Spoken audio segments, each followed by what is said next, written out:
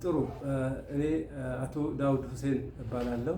አሁን የምንገኝበት ቦታ ስልጤ ዞን ወራቤ ከተማ ሆኖ የአቶ ቃሲም ባዴ ቢሮ ውስጥ ነው የምንገኘው። እንግዲህ አቶ ቃሲም ባዴ በስልጤ ዞን በተለያዩ የስራ ኃላፊነት ቦታዎች መስራቱን አውቃለሁ። አሁን ላይ ደግሞ የህግ ጥብቅና አገልግሎት በአጠቃላይ የህግ ጥብቅና አገልግሎት እየሰጡ እንደሆነ እረዳለሁ ማለት ነው።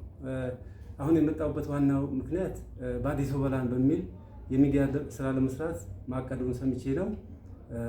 ከዚህ ጋር ይህንን ጉዳይ ከማንሳታችን በፊት የግል ህይወቱን የተወሰነ የግል ህይወቱን ታሪኩን ዘርዘር ባለመልኩ ቢያቀርቡልን። እሺ፣ አመሰግናለሁ። ከህይወት ታሪክ ጋር በተያያዘ ያው ስሜ ቃሲም ባዴ አህመድ እባላለሁ።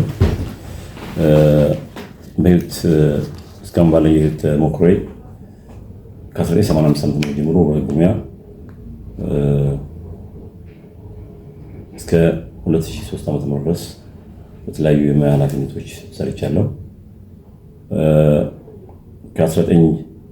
ከፖለቲካ ዓለም አንጻር በ1992 ዓ.ም እና 91 ዓ.ም የተከበሩ አምባሳደር ርድዋን ሲመሩት የነበረውን የስልጤ ህዝብ ዲሞክራሲያዊ አንድነት ፓርቲ ሲዲያፓ ከፍተኛ አመራር በመሆን የፓርቲ ጸጥታና ደህንነት ጉዳይ ኃላፊ በመሆን መርቻለሁ። በወቅቱ በነበረው ስልጤ ራሱን ማስተዳደር ከጀመረም በኋላ በገዢ ፓርቲ በነበረው በኢህአዴግ ከ2003 ዓ.ም እስከ 2008 ዓ.ም ድረስ በተለያዩ የኃላፊነት ደረጃዎች ስራ አደርጋለሁ። በአሁኑ ሰዓትም የስልጤ ዞን ምክር ቤት ተወካይ ነኝ። የማዕከላዊ ኢትዮጵያ ብሔር ብሔረሰቦች ምክር ቤትም አባል ነኝ።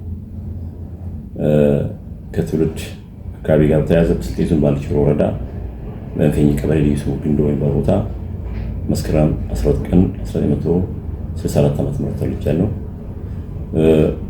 የትምህርት ሁኔታ በተመለከተ ያው በአካባቢያችን የትምህርት ተደራሽነት ባለመኖሩ ከአንደኛ ክፍል እስከ 6ኛ ግንዶ የሚባል ትምህርት ቤት፣ ከ7ኛ እስከ 8ኛ ጣንጅ የሚባል ትምህርት ቤት ባልችሮ ውስጥ ስማር፣ ከዛ ባለፈው ግን በስልጤ ዞን ውስጥ ከፍተኛ ትምህርት ቤት ባለመኖሩ 9ኛ እና 10ኛ ክፍል በኦሮሚያ ክልል በኢሉባቦር ክፍለ ሀገር ያዩ ሁለተኛ ደረጃ ትምህርት ቤት ውስጥ ተምሬያለሁ። ከ11ኛ እስከ 12ኛ ደግሞ በቡታጅራ ሁለተኛ ደረጃ ትምህርት ተምሬያለሁ። ከፍተኛ ትምህርት በሌሎች ተከታትዬ የመጀመሪያ ዲግሪ በመያዝ ስራ እኖራለሁ። በአሁኑ ሰዓትም እያገለገልኩ ያለሁት ከ2009 ዓ.ም ወዲህ በፌዴራልና በክልል የህግ የጥብቅና ስራ ፈቃድ በማውጣት ለህዝባችን አገልግሎት እየሰጠ ይገኛል።